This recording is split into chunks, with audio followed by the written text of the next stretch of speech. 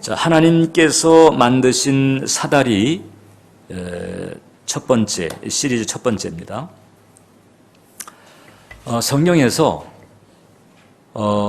그 파격적 인생 역전을 받은 사람이 일단 다윗을 들 수가 있습니다. 다윗은 목동이었다가 왕이 됐죠. 근데 저는 이제 그보다 더한 사람이 바로 이제 요셉이라고 생각을 합니다. 물론 이제 요셉은 왕이 아니고 총리 대신이었지만 일단 나라 사이즈가 다르죠. 애굽하게 되면 5대 문명권 중에 하나고, 그 당시 요셉 당시의 애굽은 뭐 강대한 대제국이었습니다. 그 나라의 1인 지하 만인 지상의 총리 자리에 올랐다. 왜냐하면 그 요셉의 스펙, 그 스펙이라고 하는 단어 아시잖아요. 스펙, 이력, 경력, 혹은 뭐 학벌, 무슨 자격증, 그런 이제 어떤 조건들이잖아요. 뭐 진급을 하거나 진학을 하거나 뭐 합격을 하거나 그에 필요한 그런 이제 조건들, 이것을 우리가 스펙이라고 하는데, 요셉의 스펙을 보게 되면 당시 애굽에서 총리 대신은커녕 총리 대신에 집에 경비원 되기도 쉽지가 않은, 왜냐하면 이주민이었어요. 히브리 출신의 이주민. 그런데다가 그것도 성폭행 미수범, 그러니까 주인의 아내를 넘보다가 성폭행 미수범으로 옥에 갇힌 죄수였습니다. 그러니까 오늘 우리식으로 하게 되면, 제가 이제 이주민들을 이렇게 비하하는 것은 아니지만 이게 이제 이해하기 쉽게 이제 얘기하자면, 마치 이제 필리핀이나 벵글라데시 이주민이 우리나라 와서 살다가 경호실장 부인을 넘보다가 그만 성폭행 미수범이 돼가지고 감옥에 들어가 있는 것과 같죠. 그러니까 더 이상 우리나라에서는 잘 될 수가 없는 거죠. 그 꼬리표, 그 꼬리표 가지고는 잘 될 수가 없는 그런 상황에 있었던 거죠, 요셉이. 그런데 우리가 알고 있는 것처럼 총리 대신이 됐고, 죽을 때까지 그 고위 공직자로서 권력을 이제 누리게 됩니다. 그러니까 하나님께서 하시지 않고는 일어날 수 없는 일이 이제 요셉에게 벌어진 거죠. 그래서 사람이 뽑은 게 아니고 하나님께서 뽑은 거예요. 하나님께서 요셉을 국무총리의 자리로 세우신 것인데, 그렇다면 사람은 물론 이제 전격적으로 발탁되는 상황이었지만 하나님께서는 이미 요셉의 스펙을 관리하고 계셨다는 거예요. 그래서 요셉으로 하여금 국무총리가 되기까지 국무총리 될 만한 스펙을 구비할 수 있도록 연단하셨다, 이렇게 볼 수가 있어요. 자, 그러니까 이 요셉이 가지고 있는 스펙, 이제 영적인 스펙이 되겠죠.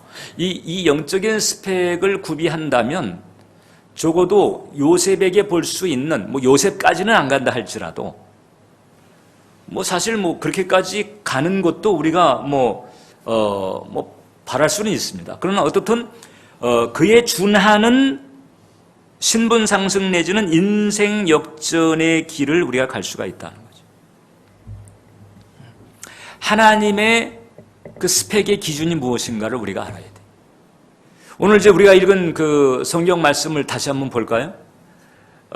베드로 후서 1장 5절로 9절까지를 보게 되면, 여기서 이제 이 베드로는 열매가 있는 인생을 살려면 이런 것이 있어야 된다. 8절에 보면 이런 것이 너에게 있어, 이런 것이 있어야 된다라고 했는데, 이런 것이 바로 뭔가 하니 5절에서 7절까지 나와요. 믿음의 덕을, 덕의 지식을, 지식의 절제를, 절제의 인내를, 인내의 경건을, 경건의 형제 우애를, 형제 우애의 사랑을 더하라. 이게 바로 하나님의 스펙입니다. 요셉은 요 스펙에 딱 들어맞는 조건을 구비를 했던 것이고, 그래서 하나님께서 일약 국무총리를 세운 거죠. 9절에 보게 되면 이런 것이 없는 자, 이런 것이 없는 자는 맹인과 같은 거죠. 앞을 못 봐요. 그러니까 뭘 달리 할 수가 없잖아요. 자, 이런 것이 있게끔 우리가 준비를 해야 된다라고 하는 거죠. 자, 그럼 하나님께서 당신이 쓰실 만한 사람을 택하실 때, 혹은 인생 역전이나 혹은 신분 상승과 같은 이런 변화를 주실 때 그때 어떤 조건을 구비하게 하시는가? 저는 이제 금주 다음 주 이런 조건들을 우리가 살펴보게 될 텐데 이런 조건들을 여러분들이 구비하기만 하면 마치 지금 그 형편없는 스펙의 요셉이 이리약 국무총리가 되는 것에 준하는 그런 변화들이 틀림없이 저와 여러분들에게 일어난다고 확신합니다. 그럼 첫 번째가 뭘까? 첫 번째가 비전입니다. 물론 지금 베드로가 말한 베드로의 스펙은 믿음서부터 시작하고 있는데 일단 요셉을 들자면, 왜냐하면 요셉의 상승이라고 하는 게 이게 너무 대단하잖아요. 그에 준하는 어떤 그런 흐름을 우리가 타기를 원한다면 일단 요셉의 그 스펙서부터 살펴보는 게 필요한데 요셉에게 있어서 가장 중요한 스펙이 바로 첫 번째가 비전이었다. 요셉은 2번에 걸친 꿈을 통해서 소명을 받게 됩니다. 그 2번에 걸친 꿈이라고 하는 게 형제들이 자기한테 절하고 심지어는 부모도 자기에게 절하는 이런 꿈을 연이어 꾼 거예요. 창세기 37장을 보면 요셉이 다시 꿈을 꾸고 그의 형들에게 말하여 이르되 내가 또 꿈을 꾼즉 또 꿈을 꿨다. 다시 이제 꾼 거예요. 해와 달과 11별이 내게 절하더이다. 11별은 형제들인데 해와 달을 하게 되면 부모지요. 그러니까 부모조차도 절을 할 만한 그런 포지션에 간다는 거잖아요. 그게 어떻게 그런 식으로 될런지 알 수는 없지만은 일단 요셉은 이 2번의 꿈을 통해서 하나님께서 내 인생에 내 삶에 뭔가 중요한 계획을 가지고 있는 것이 틀림이 없다라고 하는 확신을 딱 가지게 되죠. 그리고 그때서부터 이 꿈을 붙들고 그는 갑니다. 그리고 성경을 보게 되면 그 형제들이 요셉을 향해서 말했던 호칭이 있어요. 자, 꿈꾸는 자가 오는도다. 요셉은 꿈꾸는 자였어요. 꿈꾸는 자. 꿈꾸는 자로서 하나님께 받은 그 꿈을 붙들고 사실상 그 난관들을 돌파해냈다 이렇게 볼 수가 있어요. 하나님께서는 저와 여러분들을 지었죠. 믿으십니까? 우리는 하나님께 지음받았습니다. 우리의 모든 행적이 만세 전에 하나님께서 정하신 책에 이미 다 기록이 되어 있어요. 그리고 바울은 말하기를 우리는 선한 일을 위해서 지음을 받았다. 그래서 내가 할 수 있는 일, 나에게 기대하시는 일이 있어요. 그 일을 알 수 있도록 하나님께서 우리에게 주신 은혜가 성령을 통해서 바로 꿈과 환상을 가지게 하는 거예요. 사도행전 2장을 보면 하나님 말씀하시기를 말세 내가 내 영을 모든 육체에 부어주리니 너희 자녀는 예언하고 젊은이는 환상을 보고 늙은이는 꿈을 꾼다. 젊은이는 환상을, 늙은이는 꿈, 이 꿈과 비전이라고 하는 거죠. 이 꿈과 비전을 주어서 무엇을 어떻게 해야 될지 가르쳐 주셔서 그 길로 갈 수 있도록 하나님께서는 우리에게 이렇게 인도하신다라고 하는 거죠. 그래서 적어도 우리가 이 하나님께서 이렇게 발탁하시고 하나님께서 중용하시는 그런 축복을 우리가 누리려면, 지금 요셉 보세요. 지금 애굽이 믿는 나라가 아니잖아요. 뭐 바로 왕이 믿는 사람이 아니에요.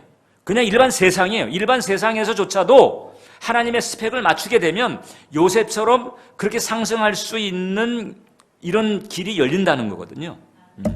믿지 않는 사람들 사이에서도 두각을 나타내고 탁월하게 인생을 살아갈 수 있는 축복을 하나님께서 우리에게 얼마든지 주시는 줄 믿습니다. 그러려면 이제 꿈꾸는 자가 돼야 돼요. 꿈꾸는 자. 자, 여러분들 주변에 있는 사람들이 여러분들을 향해서 이렇게 말할 수 있어야 돼. 저 사람은 꿈꾸는 자야. 저 사람은 꿈이 있어. 이런 말을 할 수 있을 정도까지 가야 된다. 어때요, 여러분? 여러분 주변에 있는 사람들로 하여금 그런 이미지를 주고 있나? 일단 요셉을 보게 되면 이것부터 시작하고 있다는 거죠. 이것부터. 목사님, 저는 꿈은 가지고 싶은데 도대체 꿈이 아직까지 제게 주어지지 않은 것 같습니다. 이 꿈이 분명치 않은 그런 케이스들이 있어요. 제 경우만 봐도 꿈이라고 하는 게 사실 인생의 어떤 시기에서 바뀌어지는 경우도 있는 것도 같아요.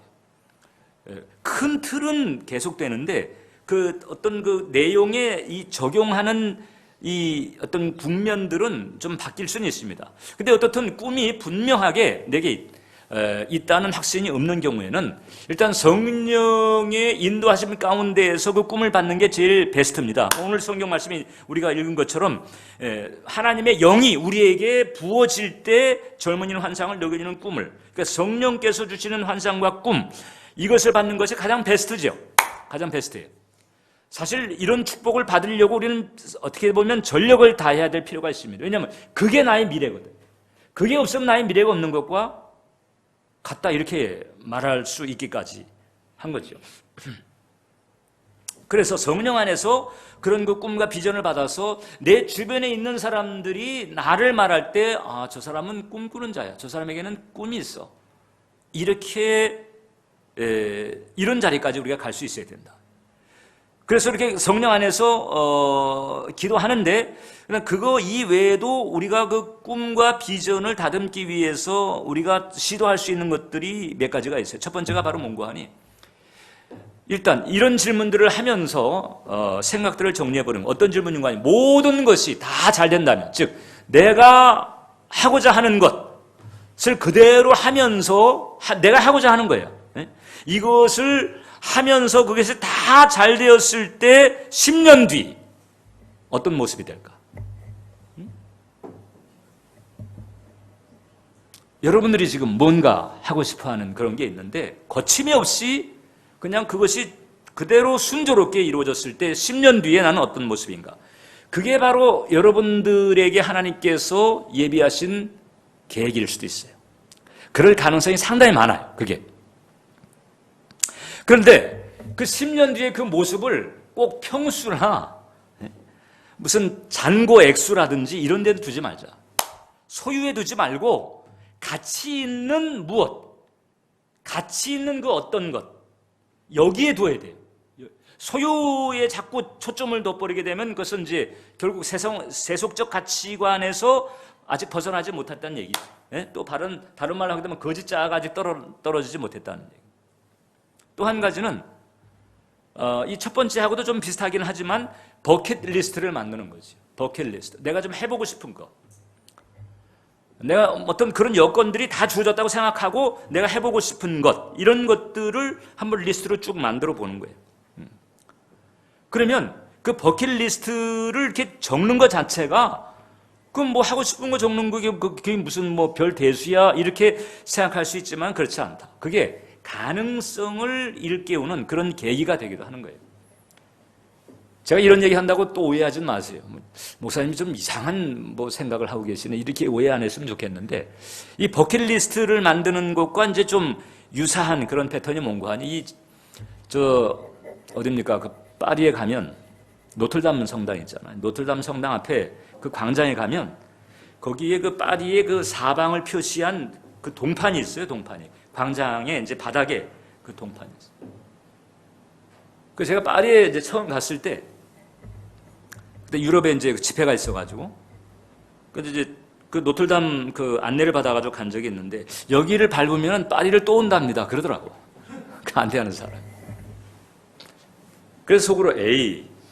그런데 뭐 그게 무슨 뭐 죄가 되거나 내가 그거 밟는 게 뭐 윤리적으로 문제가 되거나 그런 게 없잖아요. 그 기왕이면 뭐 기분 좋게 뭐 그런 가능성을 의식하는 쪽으로 하는 것도 나쁘지 않다 싶어가지고, 그래? 그러고 이제 가서 이제 밟았죠. 그 뒤에 갔을까요? 안 갔을까요? 네, 갔어요. 뭐 워낙 이제 뭐 이렇게 그 유럽 쪽에 이제 그 사역을 할 수 있는 기회들이 있다 보니까 뭐 그게 이제 아무것도 아닐 수 있지만은 그런 가능성을 생각하는 거예요. 버킷리스트가 그런 가능성을 열어줘요. 또 무엇을 적는다라고 하는 것은 그냥 막연한 생각을 가지는 것보다 더 영향력이 있습니다. 어떤 액션을 한다든지 이런 것들이. 그런데 이래서 이제 우리 내면에 이렇게 학습된 무기력 같은 것이 있다. 에이, 뭐 되겠어? 허무맹랑해. 이러면서 아무것도 할 생각이 없는 그런 학습된 무기력이 있다 하게 되면은 어떤 얘기를 해도 안 합니다. 그냥 포기합니다. 요즘 뭐 3포 세대, 뭐 심지어는 7포 세대, 뭐 포기하는 것이 많은 세대라고 그러잖아요. 특히 이제 우리 청년 세대들에게 결혼 포기하고, 뭐 집 사는 거 포기하고, 심지어는 뭐 직장 취업도 잘 안 되니까 여러 가지 포기하는 그런 시대가 돼가지고 그냥 이 세상의 분위기가 어떤 그 가능성이나 희망을 가지지 않도록 한다고 해서 우리가 그 물결에 휩쓸려 들어가면 안 된다라고 하는 거죠. 난관이 많을수록, 장애물이 더 많을수록, 더 어려운 상황일수록 우리에게 필요한 것이 바로 비전인 줄 믿습니다.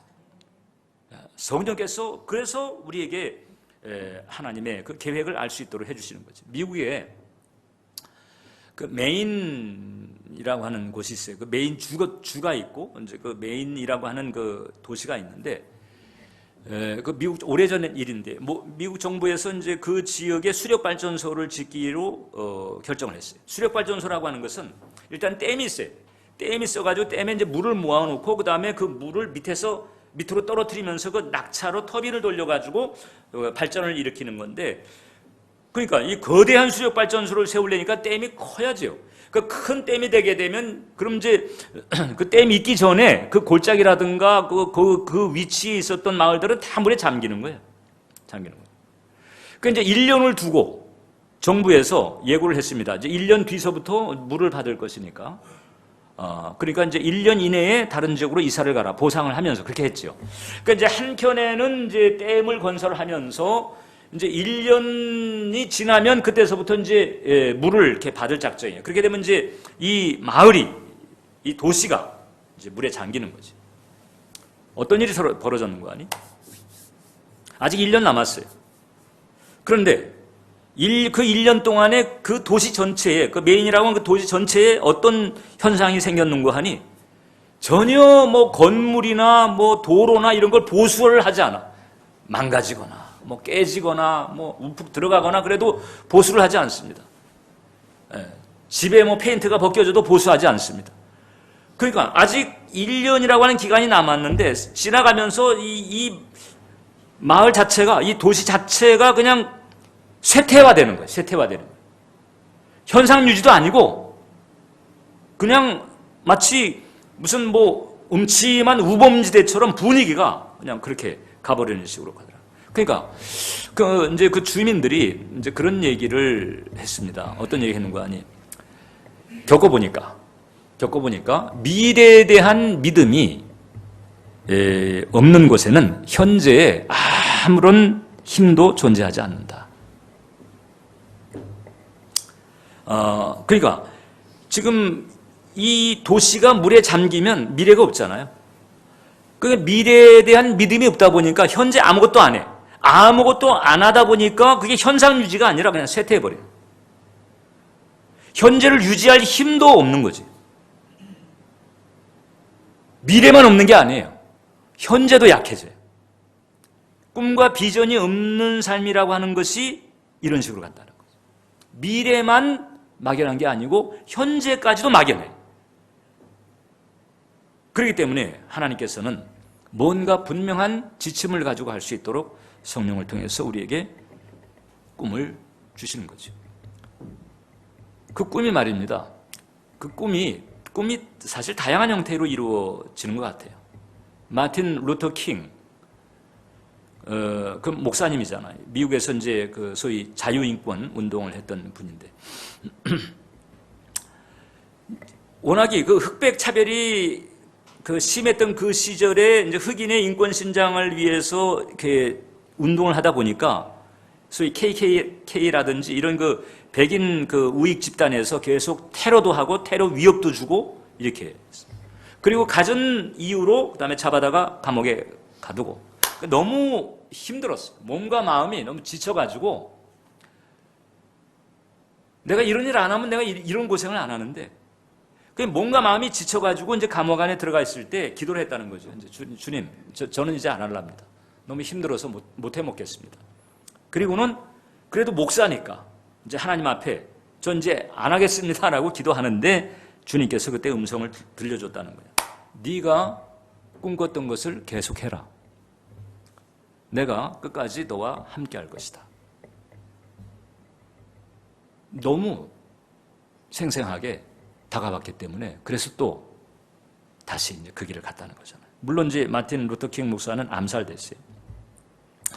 암살됐는데 일단 암살이라고 하는 자체는 비극적이고 슬픈 일이잖아요. 일단 이제 그것을 인정합니다. 그런데 마틴 루터 킹 목사의 그 죽음은 그 죽음 자체로 사실 그가 꿈꿨던 것을 더 가속화시키는 밑거름이 됐어요.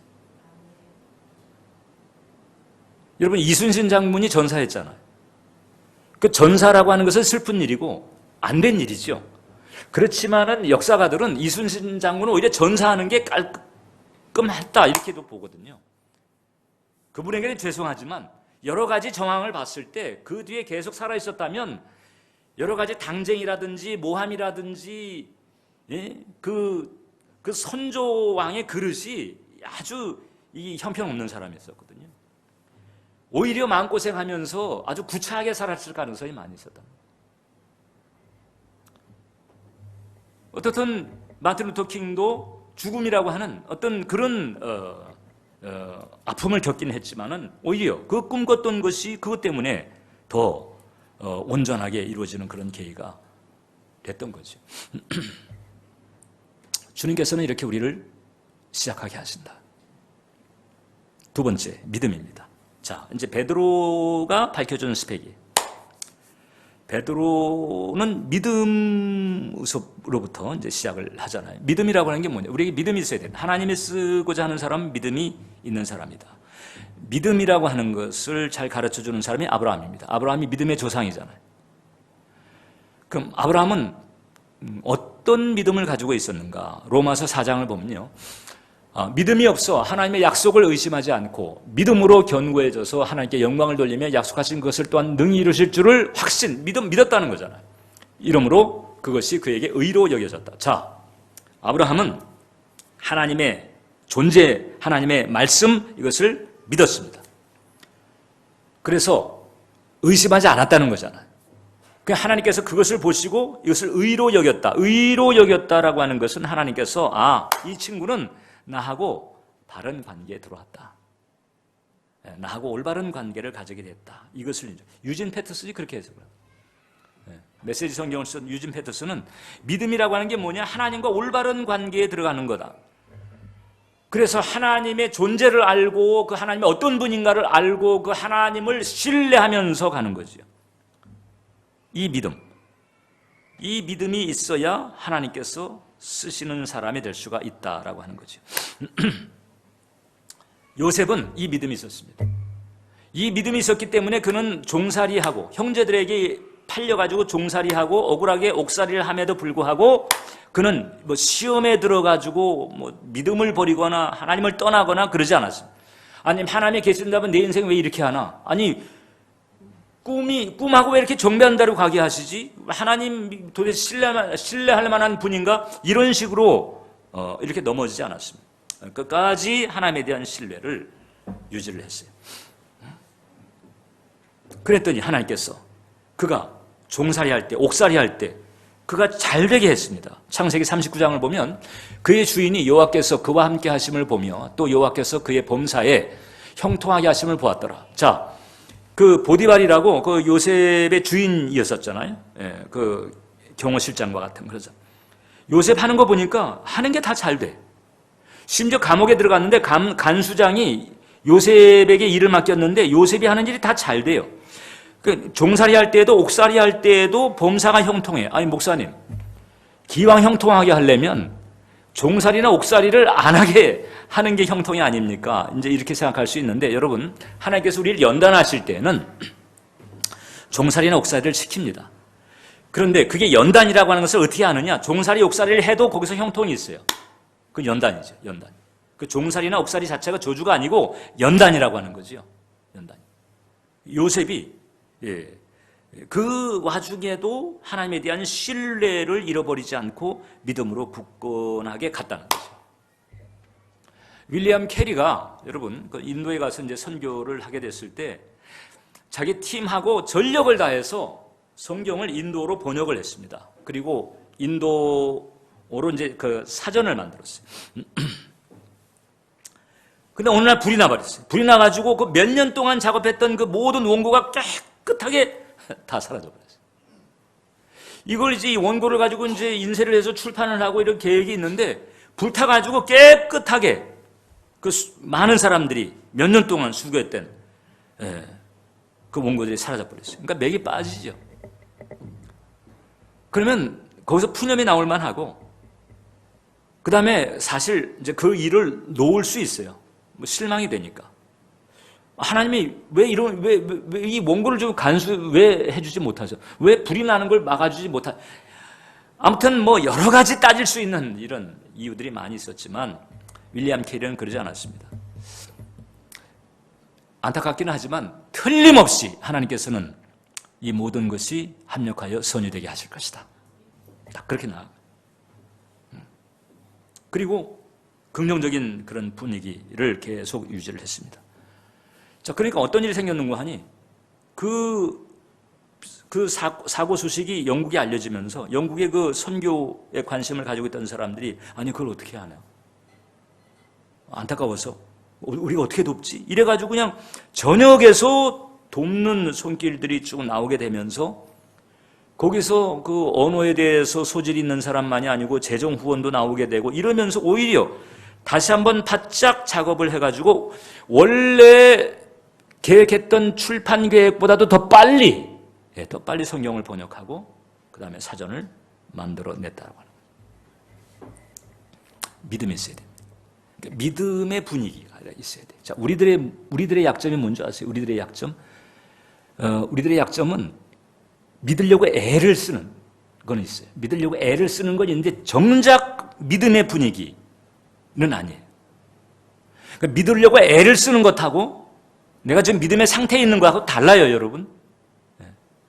믿으려고 애를 쓰는 것은 지금 씨름하고 있어요. 그 부정적인 생각 혹은 불신앙의 생각, 눌림 이런 것들하고 막 씨름하고 있는 거지 이게 믿음의 상태는 아니죠. 믿음도 의식하고 있고 믿고 싶어 하고 있고 그렇게 노력은 하고 있지만은 그러나 믿음의 상태에 간 것하고는 다르단 말이죠. 제가 왜 이런 말씀 드리는 거 하니? 그러니까 이게 이제 믿음이 확신처럼 이렇게 다가오지 않을 때 믿으려고 애를 쓰는 부분이 있어야 되는데 믿으려고 애를 쓰는 상태를 믿음인 것처럼 착각하지는 말자는 거죠. 그렇게 되면 그 씨름하는 상태를 놓고 그게 정답인 것처럼 오해할 수가 있습니다. 아닙니다. 지금 이 요셉처럼 혹은 아브라함처럼 그리고 윌리엄 캐리처럼 하나님께서 딱 보실 때 아, 저 친구 지금 나하고 지금 믿음 안에서 바른 관계에 있어. 바른 관계에 들어오려고 씨름하는 수준이 아니고 아, 저 친구는 지금 나하고 바른 관계에 있어. 요 상태, 요 조건을 가도록 해야 된다. 도리 없이 우리는 매 순간순간마다 시험이라든지 불신앙이라든지 부정적인 생각이라든지 이런 도전을 물리치면서 하나님을 신뢰하는 쪽으로 갈 수 있도록 내 마음 속에서 그런 선택을 계속 해나가야 되는 거죠. 세 번째가 덕입니다. 덕. 자, 꿈이 있어야 되고, 그 다음에 믿음이 있어야 되고, 그 다음에 거기에 덕이 있어야 된다라고 하는 거죠. 덕. 이런 것들이 있어야 돼요, 여러분. 자, 덕. 덕이라고 하는 것은 온유 혹은 관용에 따른 이런 성품을 말합니다. 덕이 있다, 없다. 이제 우리가 이렇게 얘기를 하잖아요. 요셉이 어렸을 때 이 부분이 약점이었습니다. 이 부분이 이제 약점이 어떻게 나타나는가 하니 요셉이 벌써 꿈 얘기를 자기 형제들한테 하잖아요. 그 형제들이 지금 배다른 형제들이에요. 자기보다 나이가 많고 배다른 형제들인데 지금 요셉은 아빠의 편애를 받고 있어. 불리해요, 지금. 그 좋은 꿈 얘기 해봐야 더군다나 해와 달과 11별이 나한테 절한다. 이 내용이 추정 가능한 내용을 가지고 얼마든지 지금 이제 공격받을 수 있는 건데 그러면 이제 조금 이 꿈 얘기를 그냥 뭐 부모하고 얘기하고 만다든지 사실 야곱도 이 꿈 얘기를 듣고는 마음속에 담았다고 그랬거든요. 그래야 되는데 형들한테 그냥 얘기를 해버린 거지. 눈치가 조금 없었어요. 또 한 가지는 이제 형들하고 어디 가가지고 이제 작업을 하잖아요. 이제 이게 뭐 양이나 뭐 소들이 육축을 하다가 형들이 막 이제 좀 어영부영하거나 아니면 요령을 피우거나 아니면 뭐 딴짓하거나 이래버리면 그걸 꼭 아버지한테 와가지고 꼭 고자질하는 거예요. 아빠, 저 루벤이 뭐 이렇게 했대요. 뭐 유다 형이 뭐 하라는 거 안 하고 그냥 엉뚱한 짓 했대요.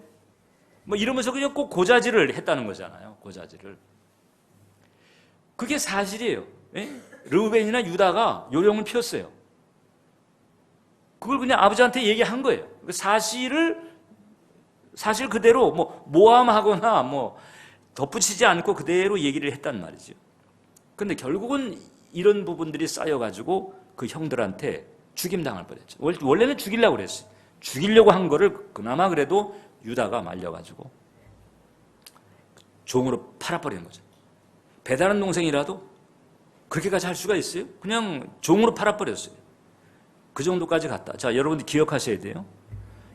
잘못한 것은 아닙니다. 객관적으로 봤을 때 잘못한 건 없어요. 자기가 꾼 얘기했어요. 그게 뭐 잘못이? 그 다음에 형들 그곳을 그대로 있는 그대로 얘기했어요. 아빠한테.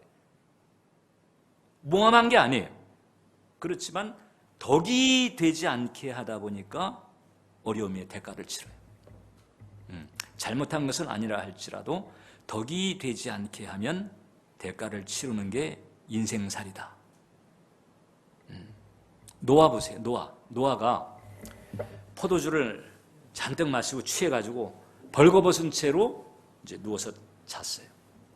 그러니까 이 함이 딱 들어가서 보니까 아버지가 그냥 술 취해가지고 벌거벗은 채로 그 아버지의 그 신체를 딱 보고서는 가가지고 형들한테 얘기한 거죠. 셈과 야벳에게 뭐 얼레리 꼴레리 하면서 뭐 이렇게 얘기를 이제 한 거예요. 그러니까는 이 셈과 야벳은 그 얘기를 듣고는 아이고 아버지가 어떻게 술이 과하셨네 이러면서 뒷걸음질 쳐 들어가가지고 아버지 신체를 보지 않으려고 뒷걸음질 쳐 들어가가지고 참 그게 그렇게 할 수 있다는 게 은혜거든요. 그게. 네. 그 상대의 허물 이것을 그냥 뭐 이렇게 보거나 들추거나 이게 아니고 뒷걸음질 치고 들어가서 옷으로 덮어주고 그냥 나온 거예요. 덕성스럽게 한 거지. 노아가 나중에 알았습니다. 사실 자기가 실수를 해놓은 건데 그 함에 대해서는 저주를 했어요. 너는 종이 될 것이다. 셈과 야벳은 창대해질 것이다. 그리고 그런 흐름이 그 가문과 족속에 계속 그렇게 쭉 흘러나가 버리게 됐어요. 네. 덕성스럽게 하지 않은 데 대한 대가가 혹독했던 거지. 우리가 이 점을 주의할 필요가 있다. 주의할 필요가 있어. 덕이 있어야 된다. 요셉이 그 부분이 부족하니까 하나님께서 그 부분을 훈련을 시키는 거예요. 그래가지고 아예 딱 종살이. 여러분 종이 어떤 사람이에요? 종은 자신에 대해서 신경 쓸 여지가 없어요. 종의 중심은 철저하게 타인이에요. 주인. 다른 사람이 다른 사람. 철저하게 다른 사람의 욕구, 다른 사람의 감정, 심지어는 그 다른 사람의 기분까지도 감을 잡으면서 최선을 다해야 돼. 아주 필사적으로 이 주인이 어떤 기분인가 이걸 감 잡아가지고 해야 되는 거예요. 남을 생각해야 되는 거죠. 아예 그냥 하나님께서 급한으로 그냥 보내놔버렸어요.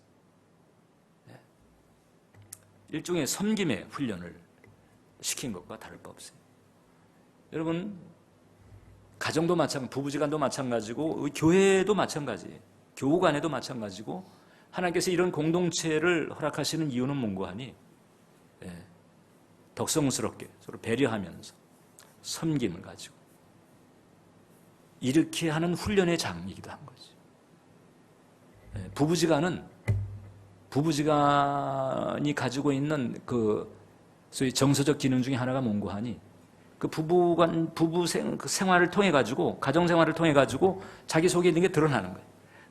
남자 속에 있는 게 드러나고 여자 속에 있는 게 드러나는 게 살다 보면 1년, 2년, 3년 살다 보게 되면 결국 속에 있는 게 드러납니다. 그런 것을 다듬어가면서 맞춰가면서 살아야 되는데 교회도 마찬가지고 교회도 덕성스럽게 해야 된다. 마지막입니다.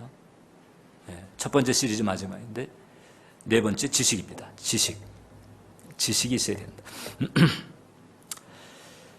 자, 꿈, 그 다음에 믿음, 그 다음에 덕, 그 다음에 지식이라고 그랬는데, 이 지식이라고 하는 것은 여기서 인포메이션이 아닙니다. 여기서 이 지식은 인포메이션이 아니고 위스덤이에요. 그러니까 위스덤이 지혜잖아요. 지혜라고 하는 게 쉽게 말하면 뭘 아는 거죠. 저 사람은 뭘 아는 사람이에요. 네? 그럴 때 그 뭘 안다라고 하는 것은 단순히 어떤 정보만을 아는 게 아니고 뭔가를 이렇게 어떤 길을 아는 거죠. 해결의 길을 안다든지 뭔가 매듭을 푸는 길을 안다든지 안다라고 하는 점에서 이 지식으로 표현하는 것뿐이지 사실상 지혜에 해당되는 거예요. 조금 더 자세하게 풀어 말하자면 구체적인 상황이나 관계 속에서 하나님의 뜻과 목적을 식별하는 은혜다. 내가 지금 이 상황에서 뭘 어떻게 하는 게 최선일까? 이거죠. 이런 걸 딱 알아내는 거예요. 네. 흥하는 쪽으로, 성하는 쪽으로 알아내는 거죠. 근데 이 지식은 특히 감정을 다스리는 중요한 기능을 한다는 거예요. 이 감정을 다스리게끔 하는 데에 어떻게 보면 결정적인 역할을 합니다. 이 지식이. 이 지식이. 왜냐하면 감정 때문에 망하는 경우가 상당히 많거든요.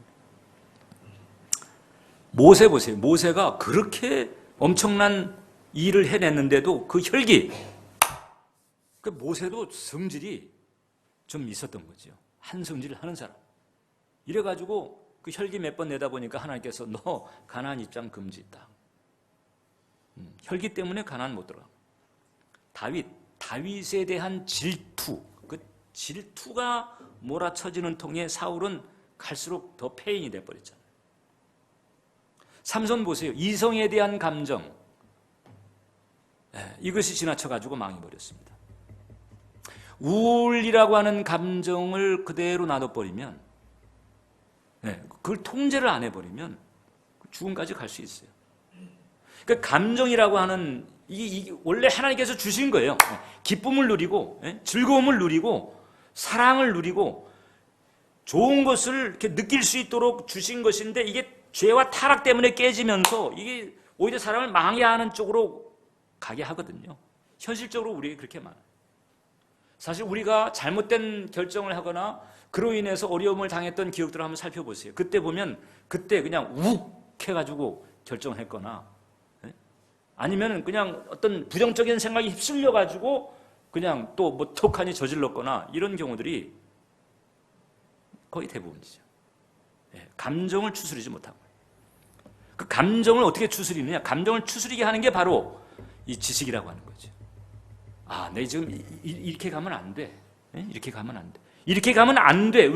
왜 이렇게 가면 안 되는가에 대한 지식이 있는 거죠. 하나님이 원치 않는다. 이 길의 끝은 이건 비극이야. 뭐 이런 데 대한 지식이 있는 거죠. 그래서 어떤 종류의 감정이 됐든 어떤 종류의 부정적인 감정이 됐든지 간에 그 부정적인 감정을 통제하고 컨트롤할 수 있도록 하나님께서 우리에게 주신 것이 바로 이 지식이다. 이 지식이 없으면, 지식이 없는 사람은요 리더의 자리에 갈 수가 없어요. 리더의 자리에 가 있는 사람이 감정에 휩쓸려가지고 그냥 막 열불 냈다가 또 웃었다가 도둑 어떤 게 진짜인지 종잡을 수 없는 사람, 그런 사람이 리더가 하면 어떻게 돼요? 세울 수가 없죠. 뭘 아는 이런 사람이 리더로 가게 되는 거예요. 그래서 하나님께서는 우리에게 감정을 주시는데 이런 지식을 통해서 하나님의 기준을 알고 하나님의 뜻을 알고 그리고 어떤 전후 관계를 아는, 뭘 아는 이런 은혜를 통해 가지고 그래서 감정을 통제하게 만드시는 거예요.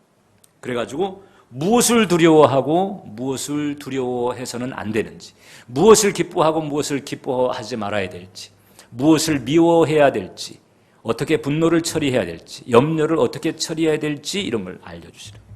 이 지식을 통해서 알게 하시고 컨트롤하게 하시고 이런 지식이 있어야 돼요. 요셉은 이 지식이 구비가 됐죠. 왜냐하면 종살이 옥살이 하면서도 거기서 그냥 인생 팽개치지 않았습니다. 사실 우울증 들려면은 요셉 같은 사람이 안 들고는 누가 들겠어요? 그런 일 겪은 사람이 우울증 안 걸리면 누가 걸리냐고. 그런데 요셉은 그러지 않았어요. 말씀으로 벌써 컨트롤을 딱 한 거거든요. 지식이 있는 거죠. 지식. 그러면서 하나님께서 원하시는 그런 스펙을 구비해 나가는 그런 길을 갔다라고 하는 것이죠. 또 이제 다른 스펙은 우리가 다음 주에 살피겠지만 일단 이 부분들이 있어야 된다. 꿈이 있어야 되고, 믿음이 있어야 되고, 덕이 있어야 되고, 지식이 있어야 되고, 감정을 컨트롤할 수 있어야 된다는 거예요. 이게 이런 것들이 없으면 아까 우리가 봤죠. 이런 것들이 없으면 맹인과 같다는 거예요. 뭘 아무것도 할 수가 없어요. 시키지도 않아요. 이런 것들이 없으면. 이런 것들이 있어야 합니다. 기도하겠습니다. 아버지 하나님, 하나님께 쓰임받기를 원합니다. 하나님의 파트너 되기를 원합니다. 하나님의 도구 되기를 원합니다. 이런 것들을 구비할 수 있도록 도와주시옵소서.